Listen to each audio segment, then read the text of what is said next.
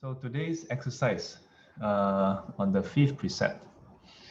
Yesterday was on the abstaining from lying, right? And then I mentioned about the full range of the right speech. So they all try not to comment on things unless you really need to. So this is a scaled down version because when I first gave this exercise for the Baifa, which is the Dhamma Sangani chapter for the Abhidhamma under the Mahana tradition. That was maybe like 10 years ago, 2010, 11 years ago at Metta Welfare. We have the Dhamma class there. So I told them, for the next 1 week, don't comment on anything unless it's life and death. Yeah. For example, if your child is climbing up the window, you must comment. Okay. Yeah. Your child go out with you, and then your child want to run across the street. There's a bus coming. You must comment. Even if it's not your child, you must comment. You must maybe not just comment, not just a boy, but oi, yeah, or just drag. So that's for 1 whole week. Yeah. So many of these exercises meant to done over time. Yeah, because over time, then you can start to see the tendencies in ourselves. Yeah. Within 1 day, not that it's impossible. Yeah, but because on that particular day, maybe you are busy, maybe you are tired. Yeah. For various reasons, maybe it's not so clear. Yeah. So feel free to retry some of the exercises. Today's exercise is much easier. Much easier. Abstain from intoxicants. Yeah. The original phrase Sura Meraya Maja Pamadatana is actually translated as fermented drinks. But the crux of it is any intoxicants, anything that can intoxicate you. Any kind of drinks that can intoxicate you, any kind of substance that can intoxicate you, to the point where you lose clarity of your mind. Yeah, that your decision-making process is weakened. So it's not about getting drunk. Drunk is extreme case of cloudiness. Okay. So I'm highlighting this because some students have shared, but Sifu, I didn't get drunk. Yeah. They even share that some teachers say that as long as you don't get drunk, it's okay. Yeah. But we don't see any evidence of such a statement in the suttas nor in the commentary, where the Buddha say, "Oh, all monks, it's okay to drink unless you get drunk." No, the Buddha never say that. Yeah. But at the same time, there are allowances given. No, medical allowances. Under medical allowance, you are allowed to take substances that can cause intoxication. Yeah, that means it's a medical prescription. For example, cough syrup. Yeah, you think about it. You take 1 teaspoon or tablespoon of cough syrup. Within 5 minutes, you start to, yeah, and you got to struggle to stay alert within just a few minutes. And usually it will knock you up. Yeah, just 1 teaspoon. So that has more potency compared to drinking beer, compared to drinking red wine, right? So as far as medical allowances is concerned, yeah, or rather, as long as this precept is concerned, there is the medical allowance. Other than that, not allowed. So a very simple rule of thumb. Another simple rule of thumb is to consider. So some students ask, Sifu, I don't drink outside. I just drink at home. Yeah. I just take red wine. Doctor say red wine is good for our heart. I tell her, if you look at all those studies, this year someone do a study, red wine is good for your heart. Next year someone say it's bad for your heart. Next year someone say chocolate is good for your heart. Another year say chocolate can cause cardiac arrest. I tell you, if you look at all the research funds, it's somehow linked. I ask you, doctors study until become scientists, right? And then they have nothing better to do. They don't go and cure cancer. They go and study whether alcohol is good for your heart. Yeah. I mean, I don't know. I don't know. Okay. Maybe some of them are really, curious about whether alcohol is good for your heart. But very simple. I asked some students, this rule is the same regardless of whether it is lay or monastics. Okay, it's the same rule. Sura Miraya Majapama Tatana. Same rule. So I asked students during a retreat, I asked them, is it okay during Vesak Day, all of us get a small cup of red wine and then say, to Buddha, cheers. Do you all feel that it's okay? Very strange, until now, nobody ever feel that it's okay. Yeah, for themselves, they drink, they say it's okay. But when Su suggests everybody drink, and Sifu, including all the monks and nuns, red wine, not okay. So that tells us something, isn't it? We actually know that it's not okay. Yeah. So this rule is actually very straightforward. But Shou Mei actually asked a good question. How about cooking? Also, red wine, miso, or for Japanese, the really proper one, proper sushi, they actually put some, I think it's the, what you call that? Mirin. Mirin, yes. Yeah. So, so you see, when we look at precepts, you notice that when we look at the when you look at the practice, precepts come after you have established right view. Yeah, when you have established right view, meaning that your goal is already set. Yeah, so you know that what is unwholesome, you know what is wholesome. You value absence of suffering more than your desire. Yeah, then when you look at precepts, then no problem. Yeah. If you value the clarity of your mind, then the taste bud is not so important. Yeah. So, for example, if you want to make miso soup, yeah, there are alternatives where it doesn't contain the alcohol, doesn't contain mirin. If you want to cook dishes, you can always cook without the hua diao jiu, yeah, or the bai jiu, right, mi jiu.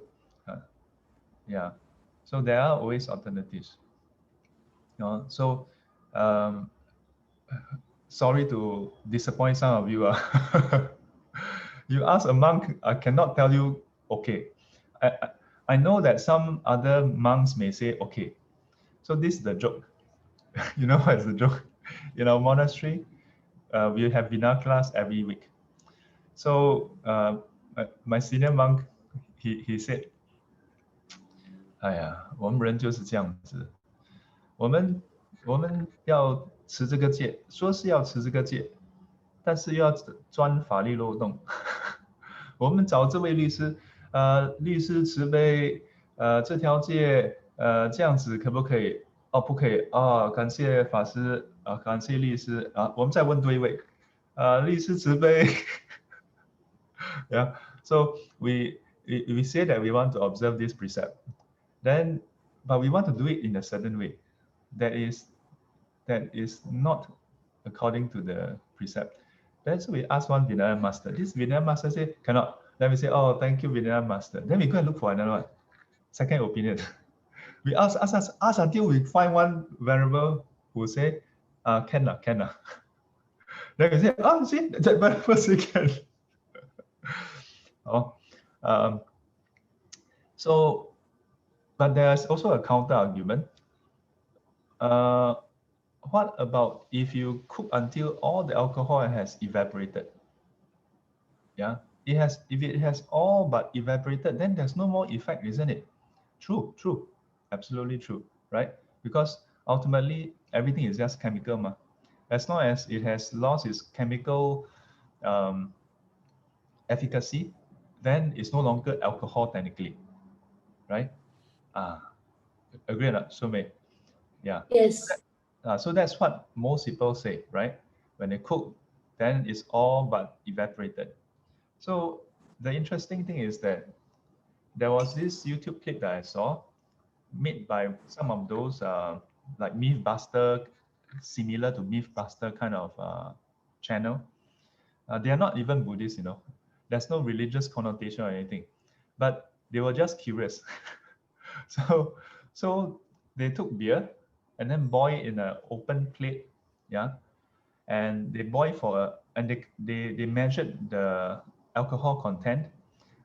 They did a series, okay, and what's interesting is they found that it doesn't boil off as fast as most people think. You need to really boil and boil and boil and boil until quite a while before all traces of alcohol is evaporated. Yeah, because like science experiment, you need to keep on agitate, right? Because chemical processes is not like light bulb, right? You turn on and off, and even light bulb, right? It looks like it's just on and off only because the process is too fast. But if you slow it down, you see that the filament actually light up. But to our naked eye, it usually looks like light bulb is on or off. However, most chemical processes, especially cooking, right, is on a much larger scale. So, so, so the question I have for people is, when you cook, right, do you have a means to test whether alcohol is totally dissipated? If you have, I would say, then it doesn't violate the rule. Yeah, if you can ensure that 0 mole of alcohol, chemistry. Yeah, I have to thank my sister, Irene, when I was in Sec 4. She put me through the chemistry boot camp to get my chemistry from C5, C6 to B3. So jialat. I was so jialat that I don't even know the periodic symbol for iron. My chemistry teacher asked me, come, tell us what is the periodic symbol for iron. So I stand up. And because in the class, I usually impress upon everybody that I know my stuff, So I stand up, everybody keep quiet. Then I said, then I thought, iron, I-R-O-N. IR? Wow, the whole class just went crazy. Then she's like, try again? That's a IRON. Cannot be IO ma. IN? Of course, we know it's FE. Yeah. So that's how bad my chemistry is. But I remember that there's covalency bond, there is mole, M-O-L-E. Yeah, 1 mole is a unit of measure that is constant for every kind of molecule. Yeah. So it's because some molecule is bigger, some smaller. So they talk in terms of how many molecule in 1 mole. Yeah, but I can't remember the actual number. Supposed to memorize that, ridiculous. So anyway, so if you can have a way that is able to measure the alcohol content to the point where after cooking, all alcohol content is gone. Not by taste. Our taste bud is not what do you call it? Not reliable. Oh, not yeah. So cooking with alcohol, settle. Yeah. Because most importantly, in Buddhism, we are not in the business of controlling people's life. We just tell you, you do this, you get this result. You do that, you get that result. You choose yourself, okay? Okay, so then the next question is, how about enzyme? Isn't that the same as wine? Effects essentially is certainly the same. Not the same, because if it's the same, don't worry. Government is stricter than us. Yeah, for things that has alcohol, number one, they get taxed. Number two, they're afraid of the social problem that is caused by DUI, driving under influence of alcohol. Yeah. So anything that has alcohol, uh, any food, beverages that come in, they must first pass a sample. Yeah. If the UPC is different, that means the Universal Product Code is different. Yeah. Even the slightest difference, they must go for retesting. My uncle used to work in shipping, so he shared with me some of this funny story before. Yeah. So any import, I mean, if you just go and bring across the border, small quantity is considered personal consumption, not for sale. Nobody go and test lah.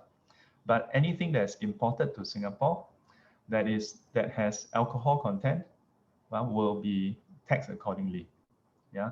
So now the question is enzyme. So enzyme by itself shouldn't have alcohol, but left fermented for a certain duration can lead to having alcohol. So I will tell you, there was twice. One time was one student. He told me that his don't know relative or friend or whatever in Malaysia, they made the dragon fruit enzyme. Yeah. Then asked me whether I'm keen to have it. Okay. I also don't know what is that. So brought over. He told me like vinegar. I said, yeah, vinegar, I'm okay. I have a sour taste bud. So then after that we checked. Then later on we found that the best thing is that they bottle it in a bottle that is like wine bottle. Then I'm like, walao, you 在 like 栽赃搅和. So I can't remember, but I think later on when we read the label, it turned out that it has some small percentage. It has some small percentage. Then another case, another student, homemade enzyme. So I say homemade enzyme. So he said, again, this one is a different student. So she said, it's like vinegar. Again, say like vinegar. So I said, okay, vinegar can. So I took one mouth. I have alcohol detector. I took one mouth. Actually, I don't know also lah, but it immediately go up the nose. So I immediately spit out. Yeah, I immediately spit out. Yeah, and I told her, no, you gotta take it back. Cannot, this one cannot, don't pass. Many years ago, I tell you a funny story. I was with my bunch of uni friends when I was still a lay person. So we went for dinner, then go I think bowling or whatever. Then after that, we went to a cafe. Then they order, I think, coffee or whatever drinks lah. And one of them ordered tiramisu. Yeah, that was back in the maybe late 90s, where tiramisu is still not a common thing, you know. So we thought cake ma. So one of them gave me one mouth, and I tissue. Then they're like, huh, what happened? Then I spit it out. Alcohol inside. It's almost like the 里面有毒. And because it was so new to us, actually none of them know that there's alcohol. I'm like, no, there's alcohol. And they're like, really? So they tried. Boleh. Because all of them 酒鬼 though, they cannot tell the alcohol anymore. So they asked the waiter, asked for the menu, and sure enough, there was a fine print. Yeah, tiramisu contains alcohol. Because the proper tiramisu, the biscuit below, they're supposed to soak in brandy or something, and it's supposed to be some good alcohol. Yeah. So I as a general rule, I even as a lay person, I abstain from it as much as I can. Yeah, if I don't know, then bo pian. But the moment I taste it, I speed it up. Yeah. Oh. So for those kind of cooking and so on, right? Let me see.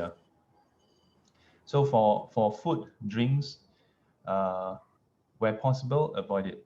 Yeah, because if I don't recall wrongly, in the Vinaya, fruits that are overripe we are to avoid also, because fruits, if it becomes overripe, it can actually start to break down, and then it becomes alcohol. Yeah. Oh. So, but like all practices, is your choice. Yeah. But the more important thing is, why do we abstain from such substances? Yeah. As I mentioned earlier, we're not talking about getting drunk. Okay. So for the most part, I haven't heard of anyone drinking enzyme until they get drunk. So, man was found drunk driving, and later he was found with bottles of enzyme in his car. Yeah, I haven't heard of this. Yeah, so the rule is not about getting drunk. Yeah, it's about losing your clarity. I saw this study done by Americans, and these are done by actually the what do you call that, the authorities. Yeah, they did this study. They get individuals of different ages, different gender, to take alcohol, but first they do a baseline test. They do some simple arithmetics, oh, and then they get the results to check for how accurate it is. That means how correct they get the answer, and how long they take. Baseline. Then after that, they take one cup of beer. Beer is much lower than alcohol than wine. Yeah, beer is actually much lower.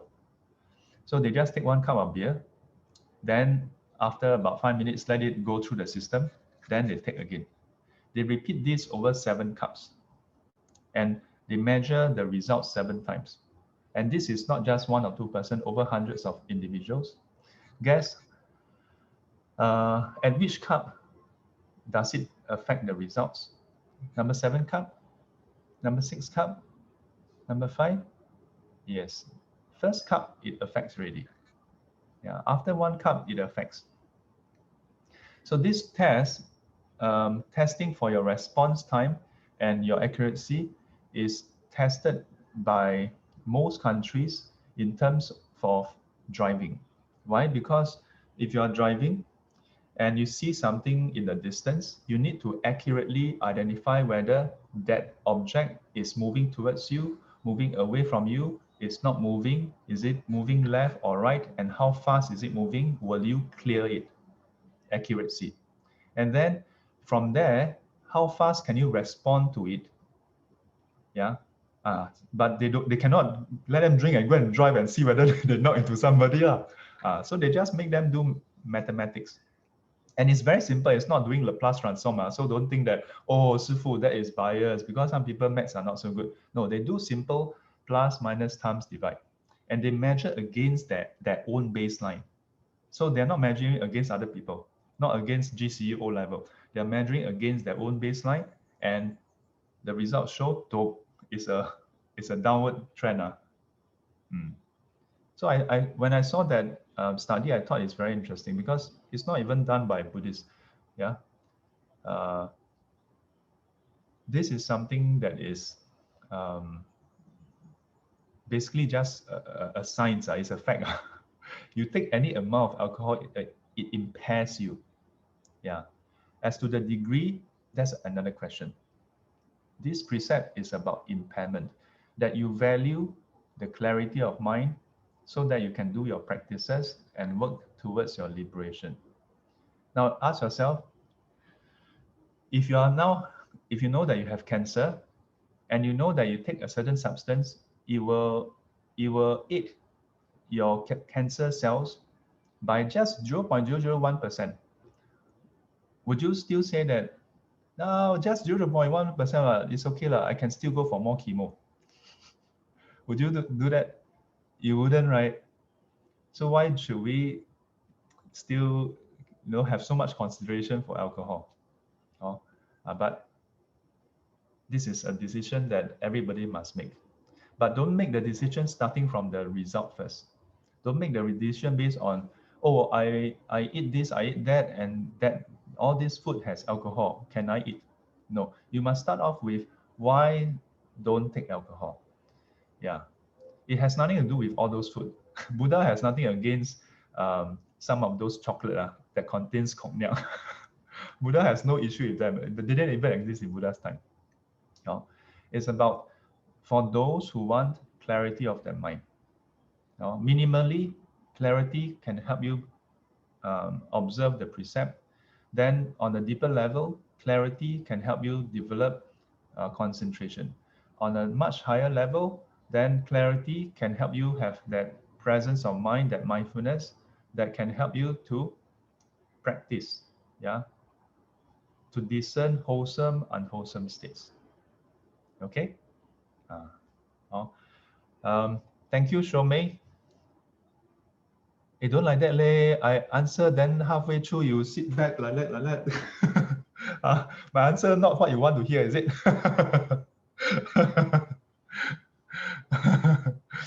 Yeah, don't like that. Yeah, but you must know, Buddhism is a religion of truth, not a religion of pleasant words.